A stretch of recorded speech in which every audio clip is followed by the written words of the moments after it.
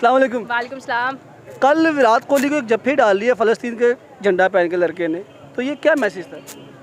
अच्छा मैसेज था, मतलब पॉजिटिव था, नेगेटिव था, या क्या था? आपको क्या लगता है? मतलब एक होना चाहिए ना कि मतलब आप ना इसराइल की बात करते हैं ना फ़लस्तीन की करते हैं, ये करते हैं कि इंसानियत की बात करते हैं, तो हमारी तरफ से इस तरह का कोई जेस्चर नज़र नहीं तो ना आता। आप में है, ना मुझ में, ना पाकिस्तान में, ना ईरान वालों में, ना कुवैत वालों में, ना सऊदी अरब वालों में। कहाँ पे ये सारे ममालिक, ये सो कॉल्ड हमारे जो सॉरी टू से जो इस्लामी ममालिक हैं, आज ये लोग क्यों नहीं बोलते?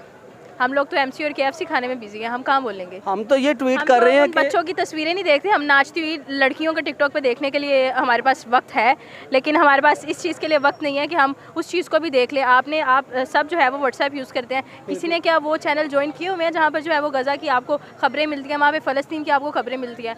No one. This is our young generation. हमारी यंग जनरेशन हमारी कौम का सरमाया है, और ये हमारा सरमाया ये कर रहा है। मैं जब देखती हूँ लिटरली आंखों से रोना आता है कि काश हम लोग जो है ना कुछ कर पाते हैं। लेकिन यहाँ पर जो 19 को हुआ है फ़लस्तीन के लिए, ये कल लाहौर में बहुत बड़ा इवेंट था, तो मुझे अच्छा लगा कि आज जिस तरह से यूनिवर्सिटीज़ में भी एक अवेयरनेस दी जा रही है। लेकिन ये अवेयरनेस, मुझे सॉरी टू से, ये जितनी अवेयरनेस दिखाई गई है, ये जितनी चीज़ें की जा रही हैं, आप इस चीज़ को सुनकर बहुत ज़्यादा हैरान होंगे कि जो ये लोग कर रहे हैं ना इस वक्त, जो यूनिवर्सिटीज़ में हो रहा है, स्कूल्स में हो रहा है, और स्कूल्स में तो फिर भी हम कहते हैं कुछ अच्छे लेवल पे हो रहा है, ये सब मीडिया की कवरेज लेने के लिए कर रहे हैं। Exactly. आप ये सोचिए कि अगर वाकई उन्हें इस चीज़ की टेंशन हो तो वो ऐसे थोड़ी जाओ ना, तुसी भी उधर टुट जाओ। सब सिर्फ अपना फेस आगे ले जाते हैं, सबको सिर्फ ना ये मोबाइल पकड़ के ये सब ये इस कैमरे का, छोटे से इस कैमरे का कमाल है। सब सिर्फ इसमें कैप्चर होकर दिखाना चाहते हैं कि हम उनके साथ हैं, लेकिन दिल से पूछे कि आप वाकई उनके साथ हैं? आज पाकिस्तान में ऐसी सिचुएशन आती है तो क्या होता? हम सैलाब ज़दगान, ये जो सारा कुछ हुआ था, जब सैलाब जैसी कंडीशन हम पे आई थी, किस तरह से हमारी रिंग टोन्स पे लग गया था कि सैलाब ज़दगान की मदद करें। कहाँ पे है फ़लस्तीन की कोई रिंग टोन? आपको नजर आती है, सुनाई देती है? देती है ना। वो हमारे मौलवी साहब कहते हैं कि जी हमें चंदा दें, आके आप हमें दें, उनको हम खुद पहुंचा देंगे। मैं अब कुछ गलत नहीं कहना चाहती हूँ, हम लोग खुद गलत हैं। ये चंदा बुक्स क्यों खुल जाती हैं जब भी ऐसे कोई मुसलमानों पे आफत आती है? उन तक पहुँचता भी नहीं है। कितना पहुंचता नहीं है। कितने सैलाब ज़दगान के लिए जो है वो फंड्स आए थे बाहर से, हम तक अभी तक पहुँचे ही नहीं है। तो there is a question mark. जब हम लोग गलत है तो हम कैसे कह सकते हैं कि दूसरा बंदा जो है वो ऐसे कर ले वैसे कर ले? नहीं, हमें खुद को दुरुस्त करना पड़ेगा। आप सिर्फ खुद से ये क्वेश्चन कर लें, रात को सोने से पहले सिर्फ ये क्वेश्चन कर लें कि अगर आप एक बाप हैं, अगर आप एक माँ हैं, आपका बच्चा उस जगह पे होता तो आप क्या करते? अगर आप एक बहन है तो आप ये सोचते, अगर आपका भाई या फिर छोटी बहन वहाँ पे होती तो आप क्या करते? There is a question mark. और इस क्वेश्चन मार्क का आंसर अगर आपने दे लिया तो आई गेस के शायद आपकी आखिरत तो यहीं से सवर जाएगी, क्योंकि अगर आपके दिल में इंसानियत का दर्द नहीं है तो आप कुछ भी नहीं है। वो कहते नहीं है कि इंसान को किस लिए बनाया गया है?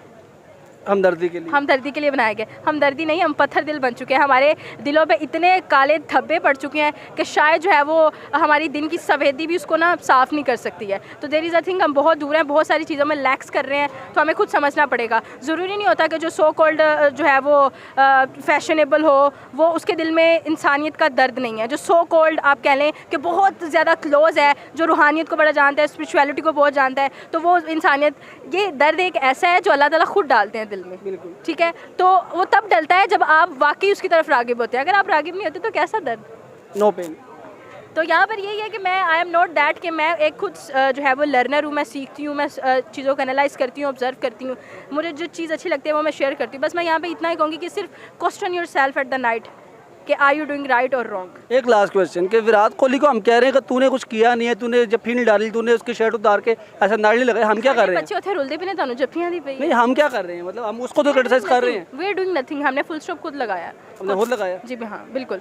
तो डिस्कस करना, वर्ल्ड कप चल रहा था, बड़े लोगों ने जो है वो नाच गाने किए, बड़े लोगों ने उन्हें क्रिटिसाइज़ भी किया, लेकिन यही अगर आवाज़ें उनके लिए सच्चे दिल से, देखें बाबर हंसता है तो पूरी ट्विटर पर ट्रेंड बन जाता है, बाबर लाफ्ड, हैशटैग हज़ारों में जाता है। रोता है फिर गजा के लिए रोज़ाना टैग क्यों नहीं जाता? आंखों में आंसू नहीं आते क्योंकि हम देखना नहीं चाहते हैं। और हमारा सो कॉल्ड पैमरा इस चीज़ों को दिखा ही नहीं रहा उस तरह से। पैमरा को पता है मैं बैन हो जाऊंगा, तो पैमरा ये भी नहीं चाहता कि सोशल मीडिया पर खाए। देख लीजिएगा, आपकी वीडियो इतनी चलेगी नहीं। क्यों? क्योंकि आप फ़लस्तीन के हक़ में बोल रहे हैं। अस्सलाम वालेकुम। वालेकुम सलाम। क्या नाम है सर? सलमान खान। सलमान खान साहब, ज़बरदस्त। अच्छा, कल ऑस्ट्रेलिया और इंडिया के मैच के अंदर एक लड़का आ गया है ग्राउंड के अंदर फ़लस्तीन की शर्ट पहन के, तो ये क्या गेस्चर था इसका? यार अगर मैं खुद पर्सनली बताऊँ तो मुझे ये जेस्चर अच्छा नहीं लगता कि ग्राउंड में कोई भी कूद आ जाता है प्लेयर्स की सिक्योरिटी होती है, पर वो फिर भी मतलब फ़लस्तीन को सपोर्ट कर रहा था, वर्ल्ड मीडिया को दिखा रहा था, उस लिहाज से अच्छा है। लेकिन अगर कोई आ जाए ग्राउंड में भी मतलब किसी के साथ पिक्चर लेने के लिए, तो वो मैं पर्सनली अच्छा नहीं लगता मुझे। लेकिन फिर भी वो फ़लस्तीन को वर्ल्ड मीडिया को दिखा रहा था कि तो एक प्लेयर आया, तो अगर खुदा ना खास्ता उसको देख के 10-12 और आते, 20-50, अगर 1,30,000 लोग बैठा हुआ है, 5,000 लोग भी अंदर आ जाएं तो वो तो कंट्रोल नहीं हो सकते। हाँ, जैसे आप पहले के वर्ल्ड कप को उठा के देखो, उसमें अगर जैसे ही प्लेयर लास्ट बॉल खेलते थे वो भागने लगते थे पवेलियन की तरफ, ताकि क्राउड बहुत आ जाता था। अभी तो सिक्योरिटीज के मतलब रूल्स इस तरह बना चुके हैं कि कोई आ नहीं सकता, क्योंकि उसको जेल हो सकती है। एक पहले एक लड़का था उस इंग्लैंड का, वो इंडिया की शर्ट पहन के आ जाता था, फिर उसको बैन कर दिया थोड़ा सा लंबा सा जो वर्ल्ड क्रिकेट से। वो उसको बैन कर दिया कि वो कहीं भी क्रिकेट देख नहीं सकता, क्योंकि वो इसने ये दूसरी बार हरकत की। एक बार इंडिया जब वो टेस्ट मैच खेल रहा था, एक बार इस बार उसने किया, तो उसको बैन कर दिया मुकम्मली तौर पर। तो आप कुछ लगा ये कि जो हमारे मुस्लिम्स हैं उनसे सिर्फ आवाज़ नहीं आती, इतनी स्ट्रॉन्ग आवाज़ नहीं आती, तो उस लड़के की आवाज़ हमारी वो आवाज़ों पे भारी पड़ गई है। वो वर्ल्ड कप फाइनल चल रहा था, तो उसने वो एक शर्ट पहनी, वो पूरे दुनिया को पता चला कि फ़लस्तीन में भी बॉम्बिंग हो रही है, कुछ हो रहा है, मतलब गज़ा की जो पट्टी है उस पर हमले हो रहे हैं, हॉस्पिटल्स पे हो रहे हैं। उसको रुकना चाहिए, क्योंकि अगर दुनिया में पीस नहीं बना के रखोगे, इस तरह कोई भी उठ जाएगा। अगर आप वर्ल्ड वॉर 2 देखो, तो हिटलर जो था पीस नहीं बनाना चाह रहा था, तो इस तरह अगर आप पीस नहीं बनाना, नेक्स्ट हिटलर बनने चाह रहे हो, तो वर्ल्ड वॉर 3 भी कभी भी हो सकती है, और इस बार बहुत खतरनाक होगी, क्योंकि न्यूक्लियर पावर सबके पास है। और विराट कोहली को बैक करना चाहिए था, उसको जप्पी शप्पी डाल के या कुछ करता वगैरह करना चाहिए था, या एज अ स्पोर्ट्समैन उसका बनता ही नहीं है। ये दो मुख्तलिफ नज़रिए। कुछ लोग कहते हैं कि जप्पी डालनी चाहिए। विराट एक प्लेयर है, वो अगर बाहर मिलता सेल्फी के लिए तो वो कर लेता। और मैच की सिचुएशन बड़ी गंदी थी उस टाइम। उसने मैच डिस्टर्ब किया, अगर मैं आपको बताऊं, उसने मैच डिस्टर्ब किया, लेकिन उसने फिर भी दुनिया को पूरे बताया कि मैं मतलब गाज़ा को सपोर्ट कर रहा हूँ, फ़लस्तीन को सपोर्ट कर रहा हूँ। वो अच्छा था लेकिन वो सिर्फ वो शर्ट ले रहा था तो बहुत अच्छा होता। विराट से ना भी मिलता तो कोई फ़र्क नहीं पड़ता। अस्सलाम वालेकुम सर, वालेकुम अस्सलाम। कैसे हैं सर? अल्हम्दुलिल्लाह। अच्छा सर जी, ये विराट कोहली से एक लड़का इंडिया और ऑस्ट्रेलिया का फाइनल में आके मिला और फ़लस्तीन की शर्ट पहनी थी उसने, तो ये अच्छा गेस्टर था या बुरा था, या आना चाहिए था, या क्या करना चाहिए था? सबसे पहले तो हिस्टोरिकल बैकग्राउंड में ऐसी एग्जांपल्स हमें कई इवेंट्स में मिलती हैं। फीफा वर्ल्ड कप के कई इवेंट्स में हुआ है कि क्रिस्टियानो रोनाल्डो से आके बंदा मिला, उनके फैंस मिलते हैं। बिल्कुल। मुख्तलिफ अपने पर्सनल एफिलिएशन की वजह से आते हैं, कुछ किसी कॉज या इशू के लिए आते हैं, और उनको प्लेयर्स रिस्पॉन्ड भी किया उन्हें। ये है उन्होंने। ऑन द अदर एंड ये सिक्योरिटी लैप्स भी था। मगर सबसे इम्पोर्टेंट चीज़ जो हमारी नज़र से, जो हमारी इंटेलेक्ट में आती है, कि वो जो बंदा था, वो ना ही वो मुस्लिम था, ना वो इंडियन था, ना वो पाकिस्तानी था, ना वो फ़लस्तीनी था, वो ऑस्ट्रेलियन था। उसका नाम जॉन था, और उसने एक रिलीजन से हट के उसने एक इंसानियत के नाते एक चीज़ जो है जिस पे कि दुनिया आंखें बंद की हुई हैं, नज़र सबको भी पता है, मगर हर कोई अनजान बन रहा है, तो उसने झंझोड़ने की कोशिश की कि भाई ये देखो, ये हकीकत है, इसे आंखें ना चुड़ाओ। एग्जैक्टली। बेसिकली उसने सारी सिक्योरिटी को बाईपास करके उसने वो जो शर्ट पहनी, जिसका मास्क भी पैलेस्टाइन के फ्लैग वाला उसका मास्क था, और उसने बेसिकली यही कहा कि ये इस चीज़ को, मैं कॉज को सपोर्ट करने के लिए, उसने एक इवेंट है वर्ल्ड वाइड जा रहा है। पहली तो बात है, वो वर्ल्ड कप नहीं था, वो BCCI कप था। इससे एक हफ्ता वो, ठीक है, वो BCCI कप था, वर्ल्ड कप नहीं था। पहली तो बात। पहले इस पे भी आते हैं, फ़लस्तीन से कर लेते हैं थोड़ी सी बात। हाँ जी। तो बेसिकली इस कॉज के इशू को प्रमोट करने के लिए उसने अपनी कैपेसिटी में जो उसके लिए पॉसिबल था वो उसने करने की उसने करने की कोशिश कोशिश की। की है। तो हमारी तरफ से कोई जवाब आता है इस तरह का, मतलब हमारी तरफ से ऐसे कोई चीज़ क्यों नहीं सामने आती? इसके लिए आपको मैं एक और हवाला दूंगा हिस्ट्री का।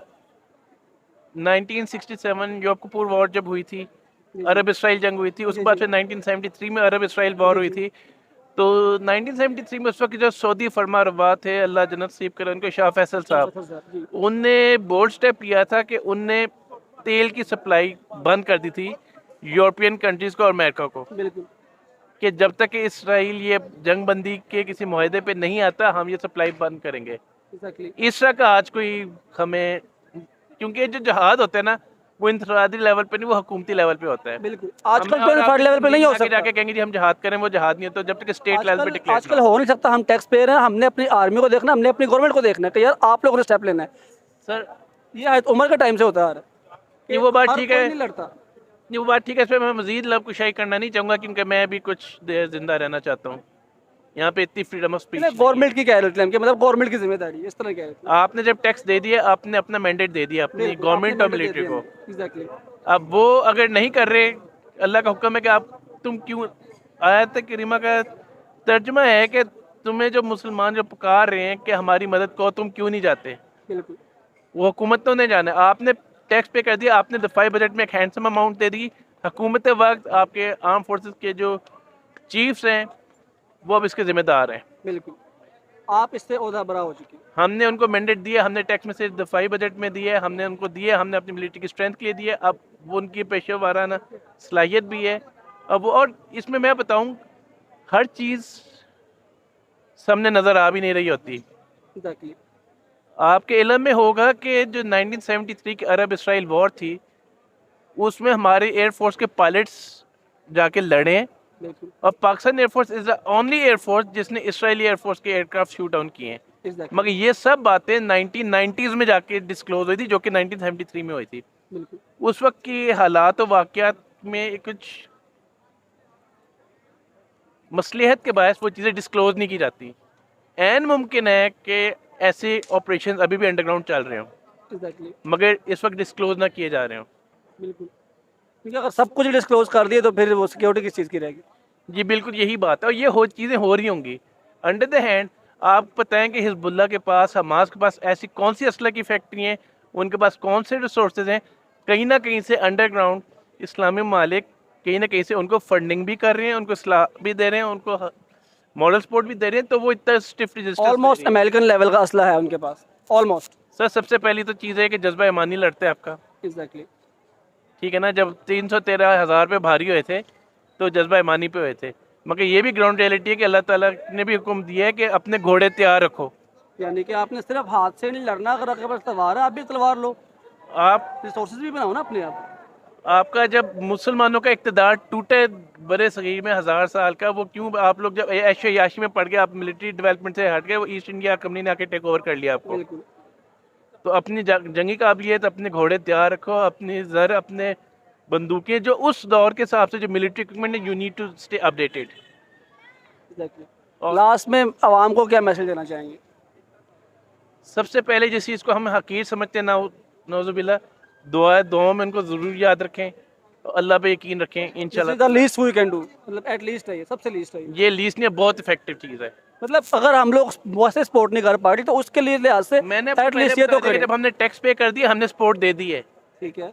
और हर चीज़ सपोर्ट जो आगे जा रही है वो आपको पता के दुनिया को पब्लिसिटी करके नहीं जाती। और अब हमारी सपोर्ट एज अ दुआ जानी चाहिए उनके पास। वो मटेरियल सपोर्ट हमारी जा चुकी है, उन तक सपोर्ट पहुंची है, तो वो यहूदी मार रहे हैं। एग्जैक्टली।